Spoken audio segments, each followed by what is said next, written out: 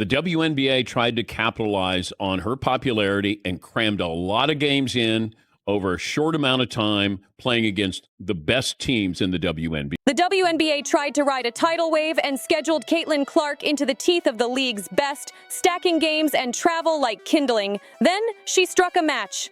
Overnight, $76,000 looked like pocket change, and the league's most awkward truth stepped into the light.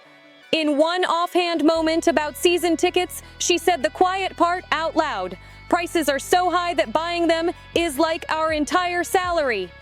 The room froze because everyone knew she wasn't wrong. While viewership surges and a TV deal worth hundreds of millions headlines the news, the Indiana Fever's franchise changer is making less than some assistant coaches.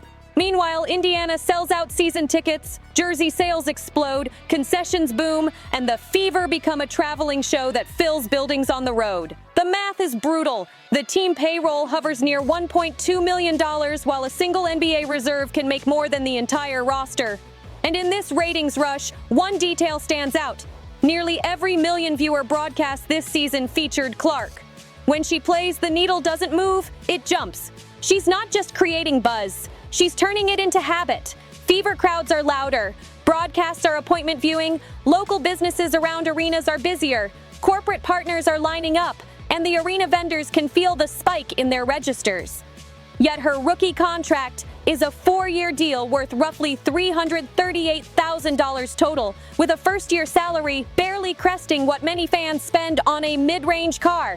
That mismatch, value created versus salary paid, would be a conversation in any league. In the W, it's a reckoning.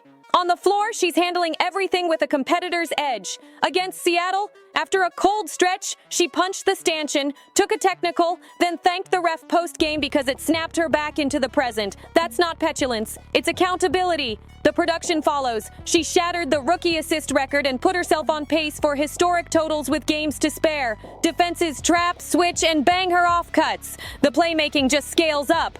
The better the scout, the cleaner the reads. Then there's the Olympic snub. The biggest draw in women's basketball watched Paris from home, and the league tried to backfill the moment with more national windows and heavyweight matchups. The result was more pressure, more flights, more eyes, and then another liftoff when she returned from a brief reset and promptly stacked signature games. That's when the discourse shifted from Rookie of the Year to where she belongs among the best rookies ever. Candace Parker won MVP as a rookie. Maya Moore grabbed a title on a powerhouse. Clark is dragging a franchise toward relevance while turbocharging league interest in real time. Angel Reese is terrific, relentless on the glass, fearless in traffic, but the gap between productive and transcendent is visible every night. The difference is scale. Clark's nights don't just win headlines, they reshape schedules, ad buys, and corporate strategy. The pushback was inevitable. A hard bump here, a dead ball shoulder there. Starters pulled late in games to guard a shaky team record instead of letting a rookie's stat line flirt with history.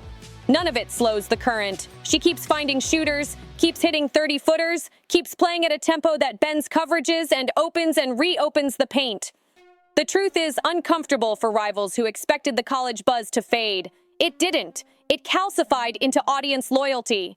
The league's charter flight policy didn't expand because of a 5-year plan. It moved because she spoke plainly about flying commercial. She had endorsements locked before her first tip as a pro and still used her microphone to advocate for everybody's travel, not just her own. That's leadership in practice, not brand polish, which circles back to the core tension. The WNBA's current collective bargaining agreement predates the explosion. Salaries are capped by a document negotiated in a different economy, and the modern demand curve, ticketing, viewership, sponsorship, has outgrown the old lanes. The new media deal headlines a bigger pie.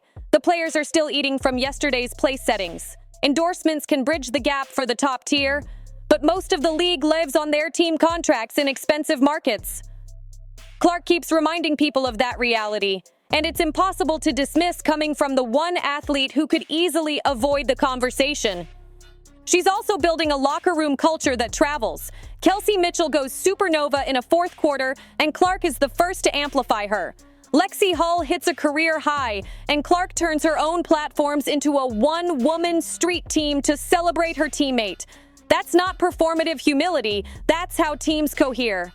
The Fever are the only club with multiple Player of the Week winners this season for a reason. The game is faster and cleaner around her because she keeps putting players in rhythm and praising them when they deliver. If the MVP talk feels premature, that's fine.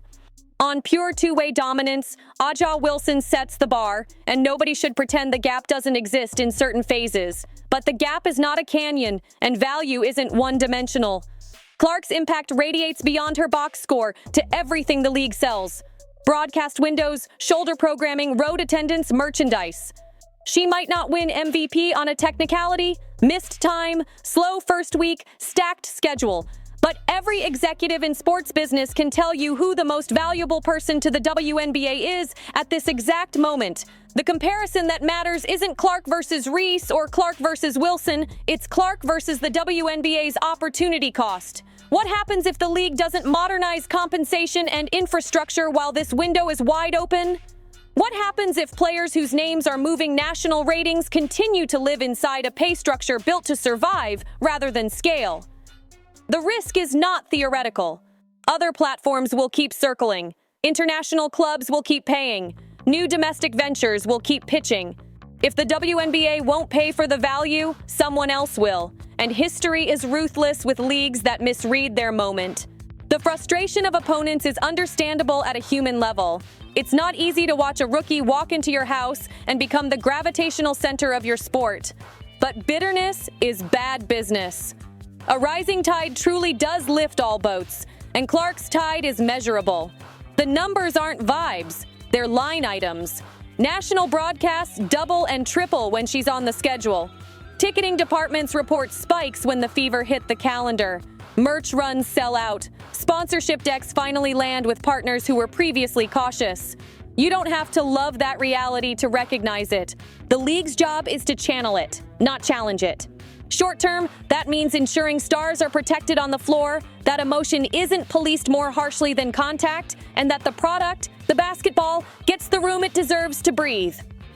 Long term, it means renegotiating the economic relationship with the people who make the product watchable. The TV deal can't be the only scoreboard that grows. Clark has already changed the conversation.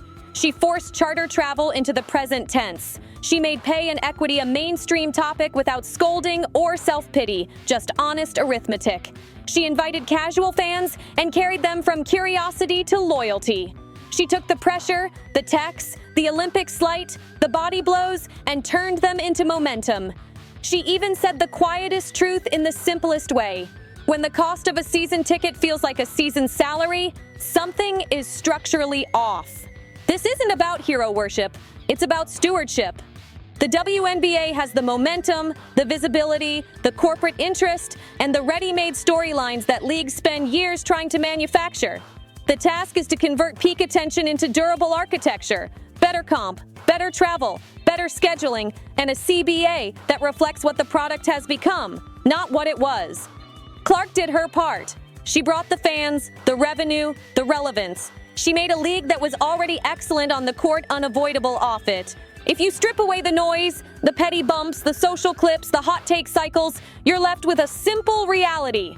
A rookie walked into the WNBA and accelerated everything. She didn't just fight for wins, she fought for standards. She didn't just chase records, she turned them into leverage for everyone. Pay the women, protect the product, build the future now. Because if the league hesitates, someone else will seize the moment, and in a few years the postmortems will ask how lightning slipped the bottle. The answer will be that it didn't. It lit the room and the room looked away.